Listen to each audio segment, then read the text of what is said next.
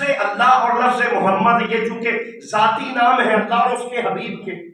یہ واحد اسماء مبارکہ ہے کہ آپ اس کا جو لفظ اتارتے جائیں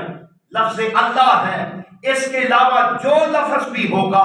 وہ اس دائرے پر پورا نہیں آ سکتا۔ لفظ اللہ اللہ کا ذاتی نام ہوگا۔ اب آپ لفظ الف اتار دیں، اب جب الف اتارا کوئی نام ہے نا، فرض کریں ہم نام کہتے ہیں جی کہ ناصر،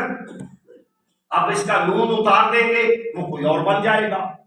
بڑے بڑے اعلیٰ نام ہیں جس کا آپ پہلا لفظ اتار دیں تو دوسرا لفظ کبھی بھی مکمل نہیں ہوتا، مگر اللہ کا ذاتی نام ہے جس میں اللہ نے یہ کمال رکھا کہ اللہ اس کا ذاتی نام بنا۔ آپ لفظ الف اتار دیں تو وہ بن جائے گا للہ، پہلے اللہ تھا پھر جب الف اترا تو وہ للہ بن گیا، جس کا مطلب یہ ہوا اللہ بھی اللہ ہے اور للہ کہ ساری کائنات میں جو کچھ ہے وہ اللہ کے لیے۔ اب ہم نے الف بھی اتارا، ہم نے لام بھی اتارا، جب الف بھی اترا لام بھی اترا اور پھر یہ دونوں اترنے کے بعد وہ رہ گیا لہو، اللہ بنا للہ بنا پھر لہو ہو گیا، جس کا مطلب یہ ہے للہ کا مطلب بھی ہے جو کچھ ہے وہ اللہ کے لیے ہے، لہو کا مطلب بھی ہے دنیا میں جو کچھ ہے وہ اسی کے لیے ہے اور اسی کا ہے۔ اور پھر ہم نے کہا الف بھی اترا لام بھی اترا پھر لام بھی اترا، اب صرف ہو رہ گیا اور ہو کو صاحب کمال نام بن گیا کہ باہو جسے کہتا ہے کہ مجھے ہو ملا، اور ہو ملنے کا اثر یہ ہوا کہ پھر پوری کائنات میں باہو کہ ہو کے ساتھ اللہ نے قرب عطا کر، یہ بھی اللہ کے اسم مبارکہ۔ اب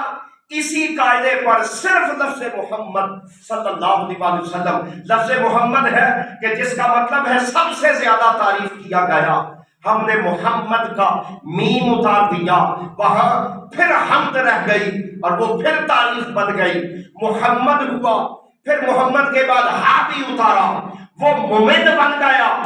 کیونکہ شاد والے لفظ میں وہ دو دفعہ آ جاتا ہے، وہ بھی صاحب معنی اور مفہوم ہوا، اور پھر جب ممد کو اتارا پھر میم کو اتارا،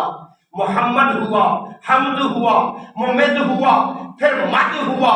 مد کہتے ہیں عربی میں جو سایہ عطا کیا جاتا ہے، عروج عطا کیا جاتا ہے، مد بھی اتر گیا، دال رہ گیا۔ اللہ نے کہا حبیب تجھے شانے بھی بے نظیر عطا کی ہے، تجھے مقام بھی بے نظیر و بے مثال عطا کیے ہیں، اے محبوب تیری تعریف ہی یہ ہے کہ پھر ساری دنیا میں دنیا مماثلت میں آ سکتی ہے، جہاں محمد آتا ہے اسے اللہ نے کمال ہی وہ عطا کیا کہ اس کے برابر پھر کوئی ٹھہر ہی نہیں سکتا۔